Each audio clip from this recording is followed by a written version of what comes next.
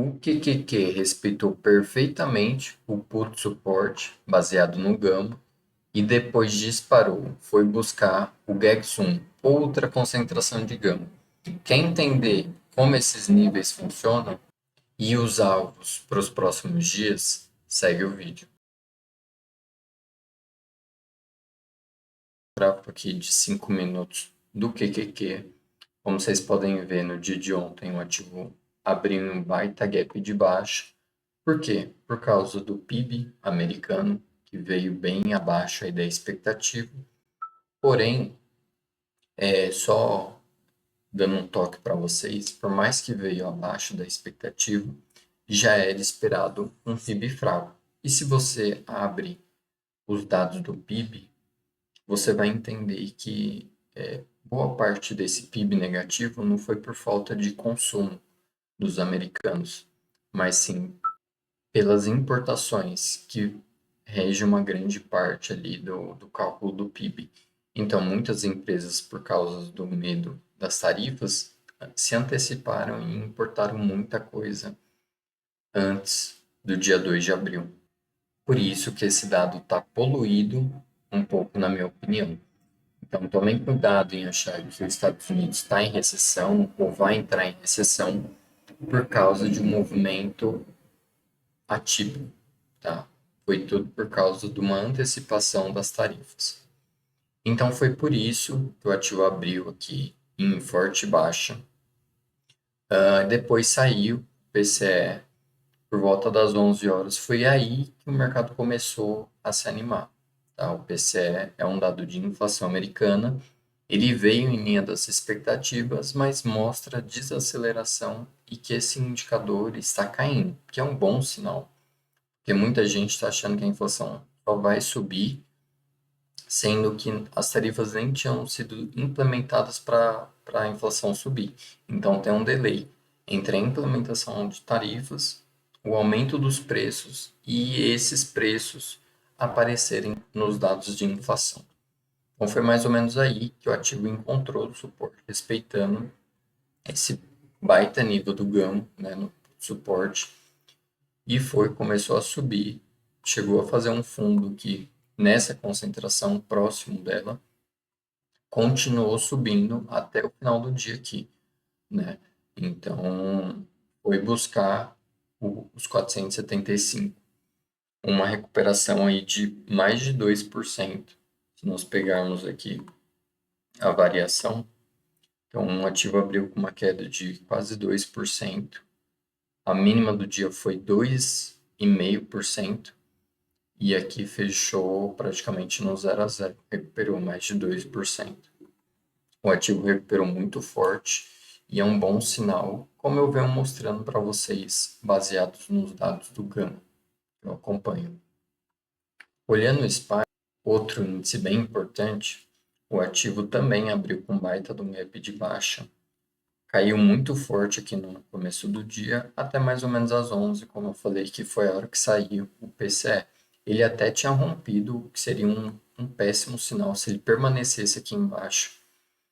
Mas ainda bem que o PCE mostrou que a inflação vem caindo, e aí o ativo voltou forte. Encontrou uma certa resistência aqui nessa gama wall, nessa concentração de gama nos 550, mas conseguiu, depois encontrou suporte nela e foi buscar essa outra concentração de gama no GEC5.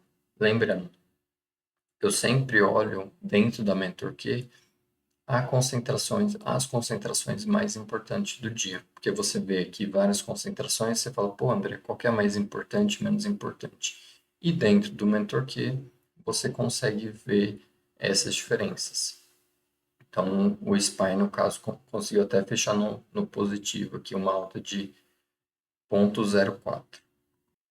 A NVIDIA abriu logo no put support, como vocês podem ver aqui, por volta dos $105, consolidou aqui nesse preço e começou a subir, né? Foi subindo até, de novo, até o último minuto do dia aqui, tentando buscar os $109, buscando essa concentração de gama. Por último, vamos dar uma olhada aqui na Amazon. a Amazon abriu com um baita de um gap de baixa aqui. Conseguiu achar suporte por volta do GEX1. Ela consolidou, ela não teve tanta força como outras empresas, como vocês podem ver, ela não saiu muito do lugar aqui da abertura. Mas só no finalzinho do dia, na última hora do dia, que ela deu um piquezinho. Mas como vocês podem ver, não chegou nem a fechar o gap de baixa do dia. A Amazon vai divulgar seus balanços hoje no pós-market, então eu vou abrir os dados do Gama para tentar passar um racional, o que o ativo pode fazer no dia de amanhã, no caso. Bom, agora eu estou na plataforma do MentorQ, no gráfico da concentração de Gama, o GEX. No dia 30, ontem, às 9h30 da manhã, o ativo estava aqui por volta dos 4,67. E como vocês podem ver, a maior concentração do dia naquele momento era os 4,65. Foi onde tinha o put suporte, ele momentaneamente passou, porque tinha uma concentração grande nos 460. E se nós avançarmos aqui, como vocês podem ver, a concentração do 460 começou a aumentar e foi quando saiu o PCI.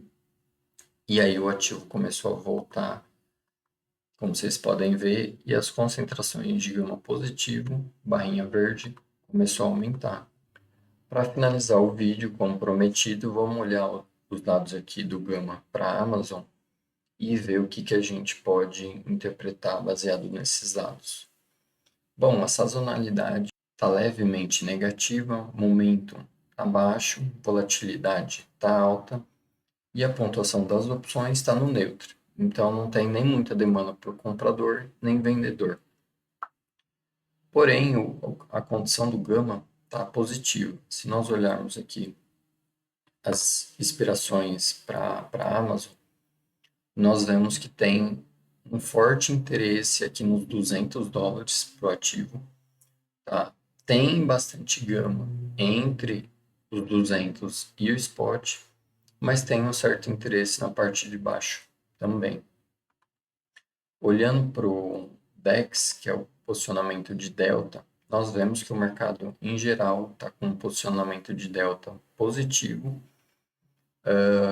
mas normalmente eu vejo delta como possível alvo, que o ativo vai ter dificuldade de passar quando tem uma concentração muito grande.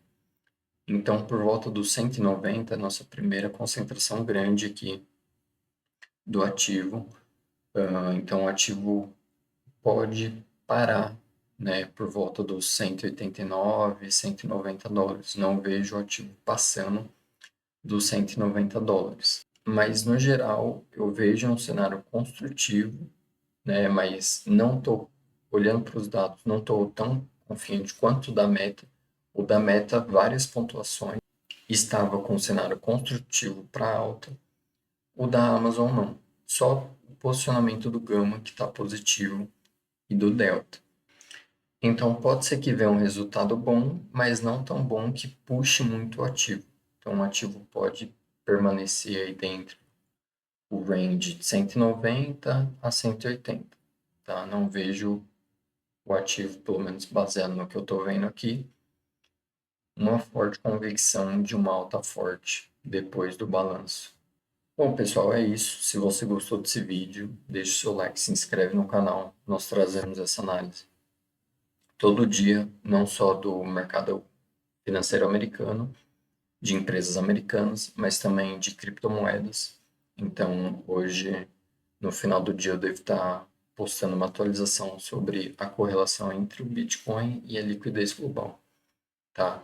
E traçando o meu alvo para essa próxima alta.